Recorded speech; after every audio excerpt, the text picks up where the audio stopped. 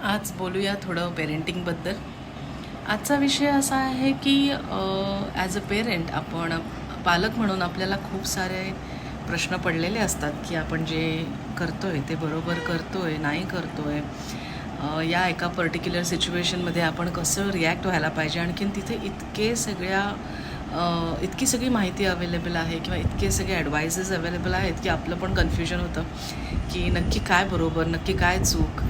आणि या सगळ्या गोंधळामध्ये आपण काहीतरी एक निर्णय घेतो. आणखीन कधी कधी नंतर आपल्याला वाटतं की अरे आपण ह्याच्याऐवजी असं केलं असतं तर जास्त बरं झालं असतं.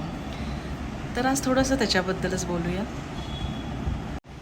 आपण ज्या प्रकारचं पालकत्व करतो किंवा आपण ज्या प्रकारचं पेरेंटिंग करतो ते पेरेंटिंग हे टोटली आपण आपल्या अनुभवावरती आणि आपल्याला जे बरोबर वाटतं त्याच्यावरती बेस्ड ठेवलेलं असतं आणि त्याच्यात काहीच चुकीचं नाही. प्रत्येक माणसाची आपली एक स्वतःची पद्धत असू शकते आणि प्रत्येक पेरेंटची स्वतःची काहीतरी असं बॅगेज असू शकतं की ज्याच्यामुळे त्याला वाटतं की माझ्या मुलीला मी हे नक्की करायला सांगेन किंवा हे नक्की करू देणार नाही. आता हे सगळंच बरोबर तसं म्हणलं तर सगळंच्या सगळं बरोबर पण आहे. आणि त्याचबरोबर कधी कधी तुम्हाला असं वाटतं की ओके, इथे थोडासा बॅलन्स आला असता तर बरं झालं असतं.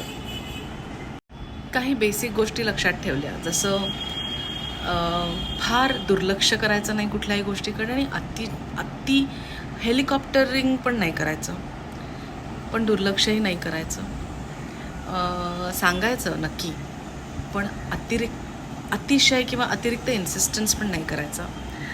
काही गोष्टी जर का लेट गो करता आल्या तर त्याही करायच्या आणि ज्या गोष्टींमध्ये कॉम्प्रोमाइज होणार नाही त्या गोष्टीसुद्धा तेवढ्याच स्ट्रिक्टली कन्वे करायच्या.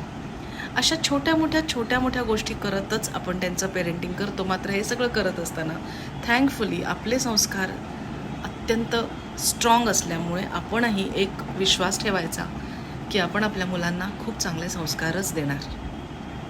खूप महत्त्वाचा मुद्दा, आपण पेरेंट्स असलो तरी मुळात आपण एक ह्युमन बिईंग आहोत, आपण एक माणूस आहोत आणि चुका तर होणार, काही ना काहीतरी चुका होणार. त्याचप्रमाणे आपली मुलं ही सुद्धा चुका करणार आणि त्यांनी चुका केल्या पाहिजेत. ऑफकोर्स त्यांना सांगणं की बाबा हे असं केलंस तर हे असं होईल आणि मग कधी कधी चिडणं हे सुद्धा सगळं स्वाभाविक आहे. याच्यासाठी फार मोठा त्रागा करून घ्यायची किंवा फार मोठा विचार करायची गरज नाही आहे. It should flow, it should be like open conversation. एकमेकांशी बोलायचं, जसं आपण म्हणतो की आपल्या पार्टनरशी बोलणं इम्पॉर्टंट आहे, तसंच आपल्या मुलांशी सुद्धा ओपन कॉन्व्हर्सेशन करणं तितकंच जास्त गरजेचं आहे. सो दॅट त्यांना आपलं इंटेन्शन माहीत राहतं. जसं म्हणजे फॉर एक्झाम्पल मी माझ्या मुलीला किंवा मुलाला ओरडले किंवा त्यांच्यावरती अपसेट झाले तर मी ते धरून न बसता मी त्यांना सांगते की हे बघ, मला हे नाही आवडलं. पेरेंटिंगचं असं कुठलंही रूल बुक नाही. तुम्हाला ज्याप्रमाणे संस्कार मिळालेत तेच संस्कार तुम्ही पुढे देऊ शकता. जी समज तुम्हाला या सगळ्या लाईफटाईममध्ये आलेली असते त्याच्या जोरावरती त्याचा फायदा घेऊन आपण जास्तीत जास्त त्यांच्या बेनिफिटसाठी प्रयत्न करणं हे आपलं काम आहे. हे करत असताना थोडेसे काही फॉल्ट्स आले त्याच्यामध्ये काही चुका झाल्या, धडपड झाली, धावपळ झाली, तर ते सगळं मान्य केलं पाहिजे, ते सगळं गृहीत धरलं पाहिजे. फार स्वतःला परफेक्शनिस्ट किंवा फार स्वतःला एक्स्ट्रा ऑर्डिनरी न समजता नॉर्मल ह्युमन बिईंग म्हणून स्वतःला ट्रीट करणं आपणही खूप इम्पॉर्टंट आहे. आपण स्वतःला नॉर्मल ह्युमन बिईंग म्हणून जेव्हा ट्रीट करतो तेव्हा मग समोरच्या माणसाला पण फार जास्त त्याचं टेन्शन येत नाही आणि मग त्यांना कळतं की ओके, मम्माला हे सांगायचं आहे आता मला, किंवा आईला किंवा बाबाला मला ही गोष्ट कन्वे करायची. ते कन्वे होणं जास्त इम्पॉर्टंट आहे. मी एक खूप इंटरेस्टिंग कोट वाचला. इट सेड की 99% of what my mom said was right. I only had a problem with her tone. आणि हे अगदी खरं आहे की टोनमुळे खूप गोष्टींमध्ये फरक पडतो. तुम्ही एखादी गोष्ट एखाद्या माणसाला सांगायची आहे तर तो टोन मॅटर करतो. अदरवाईज जर का तो टोन मॅटर करायला नको असेल तर तुम्ही बोला, तुमच्या टोनमध्ये बोला, पण नंतर सांगा की दिस इज वॉट आय मीन.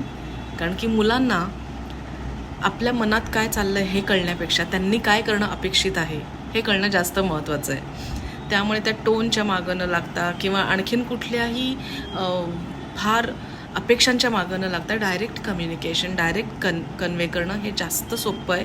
आणि ते करायला लागलात की त्याचे त्याचे रिझल्ट्स जास्त ओपनली आणि जास्त चांगले आपल्याला मिळतील, असं माझं पर्सनल ओपिनियन आहे. आता एक अनाऊन्समेंट, मी एक छोटासा ब्रेक घेणार आहे या सगळ्या व्लॉगिंगपासून till 15th of November. Just थोडंसं ब्रेक काही काही गोष्टींमध्ये कधी कधी जसा गरजेचा असतो. Plus with all the festivities, आणखीन दिवाळीची धावपळ, आणखीन त्याची एन्जॉयमेंट, ते छान मला एन्जॉय करायचं आहे आणि त्यामुळे I will be taking a break. I will see you all after 15th of November. Till then, take care and wishing you all a very happy Diwali.